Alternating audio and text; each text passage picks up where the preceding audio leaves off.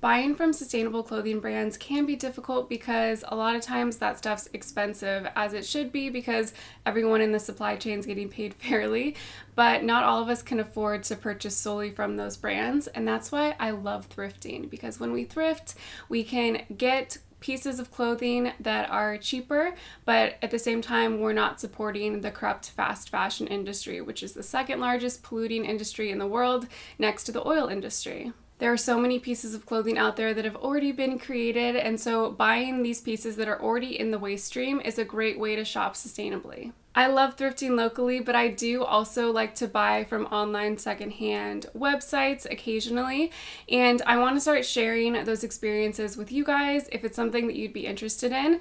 I have a video about how I shop on eBay, and I'll link that in a card for you. It's sort of old, but I feel like it's still relevant. So today I'm going to talk about my experience thrifting on ThredUP. Their tagline is "Think Secondhand First," and ThredUp was founded by James Reinhardt in 2009. They have headquarters in San Francisco, but they also have distribution centers across the country, and because of this, when you order items from them, they could come in separate boxes, sort of depending on where the items are located and what centers they're located in. Their About page claims that they're the world's largest marketplace to buy and sell secondhand women's and children's clothing. And they also say that they triple check for signs of wear, including fading, pilling, and stains.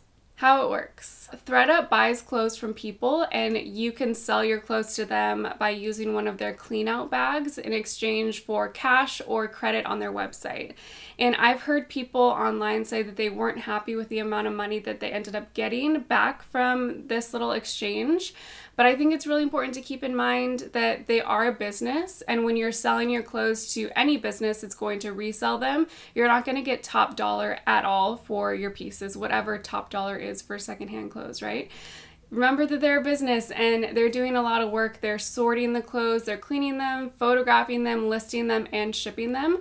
So they need to have a margin in there for them to make money. So if you're wanting to make more for your clothing, you just need to sell it yourself on Poshmark or eBay or places like that. So what are the cons? For me, I feel like one of the cons is there aren't very many photos per item on the site. The photos are really nice and bright and clean, just shot on a white background, but there's generally only 2 pictures per item, just a front shot on a mannequin and then a back shot on a mannequin. So this can be a little hard depending on what the piece is to really gauge what it's going to look like on you. Also, there isn't necessarily tons of current stuff, like if I saw a piece on a website and wanted to type in the top's name or something, I wouldn't be able to find it that way on ThredUp. I could do that on eBay or some other resale sites though, so that's something to keep in mind. You're gonna have to sort of dig a little bit more.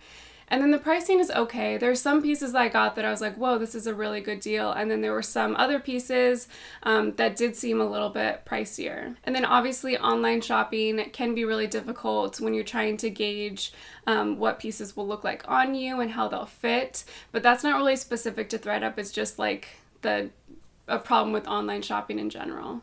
And then the pros. There were quite a few of them, I'd say. The website is really well organized, and I like that you could search by brand, by size, condition even, and price. And they have sections for things that are like new with tags, or other sections that are just pieces under $20 or under $15.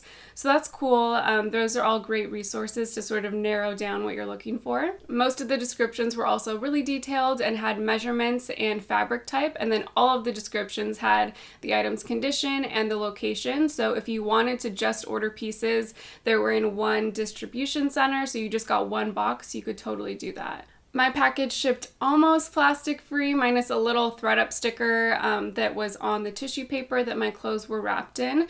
But it really felt like I was buying new pieces, and I can totally see ThredUp being a resource for people who want to shop sustainably or are on a tight budget but don't like the idea of shopping at an actual thrift store, because it didn't feel like a thrift store at all. It felt like a new, just like normal website. So let's get into the haul. The first piece that I got from ThredUp was actually this top. I'll show it in a cutaway too. I wore it on Instagram a couple days ago, and someone asked me if I got it from Reformation, and I was like, no, it was $10, but thank you. I'll take that compliment. So this top, I just have the prices here so I can insert them. This top is from Talbots. It was $10.99 and it's just this like cotton short sleeve top. I really made it a point when I was looking for clothes on ThredUP to look at the material because I only wanted to get natural fibers. The next piece I got is this cotton dress from the brand Equipment. I'm not familiar with this brand, but they have like the retail price versus ThredUP price. And retail, this dress apparently was $270, which is insane to me. I don't know how a fast fashion brand could be so expensive, but it is. It's 100% cotton and it's just really soft and sort of a nice boxy sort of shift dress style. This is a dress that I was really excited about purchasing. Unfortunately, when I got it, I noticed that there was something that wasn't mentioned in the description at all. So in the description it said, it had the measurements and everything, and it said that it went to the knee and it said that it was work appropriate. And then when I got it in the mail, I noticed that it had these huge, almost like 7 to 10 inch slits in the side of it, which slits like right, like almost at my hip. So I don't know whose work this would be appropriate for. I really love this dress, so I'm just gonna sew these closed on the side. But that was sort of a bummer because it wasn't mentioned anywhere in the description, and I feel like it definitely should have been. I looked at the pictures again to see if I like missed it in the pictures, and there's no side photo. There's just the front and the back like I mentioned earlier, and you could like sort of see, but again, for me, it's a really quick fix. I just need to sew them closed and I'll be able to wear it wherever. I'm really excited about this next find because I had been looking for pants like this for a while. Something just like really light and great for travel days or just like working from home or like really anything. So these are silk pants. Again, from the brand Equipment, and these were brand new with tags. The retail price of them was $248 and I got them for $60.99. So that's still pretty steep, but again, they were new with tags and they fit me really well. So I was nervous about buying pants without trying them on. So I just sort of took a gamble with these. They are loose fitting, so I feel like that's easier to gauge than like a fitted pair of pants or like a pair of jeans, and they have an elastic waistband and they're so comfortable and really breathable, so they're great for this hot weather right now. They are silk, and I wouldn't ever buy silk new from a store, but they are secondhand, so I feel comfortable buying it because it's a natural fiber and I'm trying to incorporate only natural fibers into my wardrobe from now on. So this is really cute. Up next, I have this fitted black top from the brand Talbots, or I guess that's a store, right? Talbots. I'm gonna just list the price on the side so I don't have to keep looking at my paper and messing up my audio.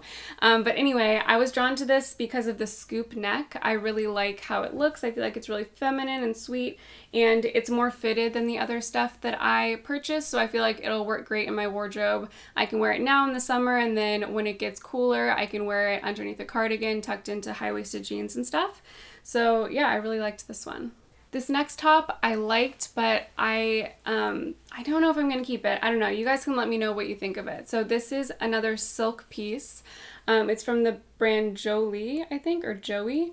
And it's just a silk 3/4 length loose blouse top. I like simple things like this that I can like dress up and down in my wardrobe. The one thing that bugged me though is that if you look at the stripes that are right sort of underneath the neck piece, they cut the stripe off in half. Do you guys see that? Is that something that's annoying? Like if I wear this in videos, will you guys be annoyed by that one stripe that's like cut in half? Please let me know in the comments because I'm trying to decide if I should keep this or not. I like it a lot and I think it's an easy piece to wear, but I want to be able to wear it in videos and I don't want people to be annoyed by that. Is that weird? I don't know. I really like this, and it was one of the more pricey ones, again because it's silk, but I think it's a really pretty piece. Okay, I have two more pieces. This one needs to be ironed, so please forgive me, but this is just a really sweet 100% cotton top from the brand Splendid. I love this. I have one similar that I got at Goodwill a couple years ago now, but it's sort of a weird like polyester material.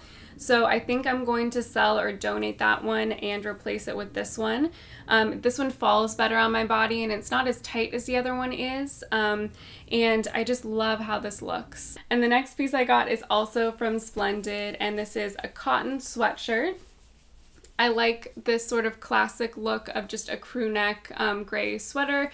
This is interesting because it has like just a sweatshirt material for the center part of the jacket or the sweater, and then the arms have sort of almost like a waffle weave pattern, which I didn't notice in the photos again, and it wasn't listed in the description, but I think it's really cute, and it's sort of like a little bit more dressed up version of a sweatshirt. So I like this. I definitely can't wear this right now because it's so hot, but I think it'll be really great transitioning into the fall and winter. So my final thoughts on ThredUP are there's really no perfect way to buy secondhand pieces, right? There's always going to be some things that are a little bit different because you're not buying new clothes, and that's okay. I just think that it's cool that there are so many websites and so many options for us conscious consumers that want to buy secondhand and get cute stuff without supporting the fast fashion industry. Not everyone's going to want to shop at a thrift store. Not everyone's even going to be able to find clothing that fits them at a thrift store necessarily. So I think having multiple options is a great thing. And overall, I really enjoyed my experience shopping on ThredUP, and I'll definitely shop there again. This video is sponsored by Skillshare. Back to school season is almost here, and while I'm not going back to school, I love learning and I definitely consider myself a lifelong learner. Skillshare is an online learning community with thousands of classes in all kinds of subjects like business, design, cooking, and just tons more.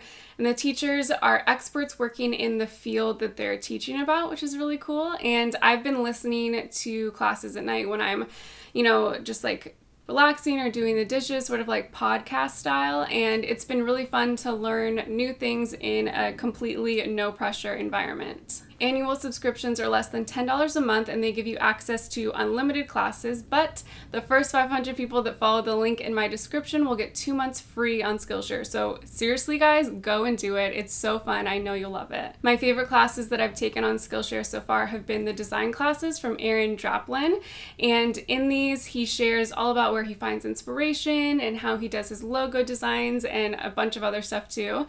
I highly recommend them even if you're not a designer. It's just cool to like pull the curtain back and see his process and get his advice. And that's all I have for you guys today. So let me know if you'd like to see more videos like this where I break down different secondhand websites and what I think about them. And I hope you guys are having a great week. Thank you so much to those of you who are also supporting me on Patreon, and I'll see you in my next one. Bye.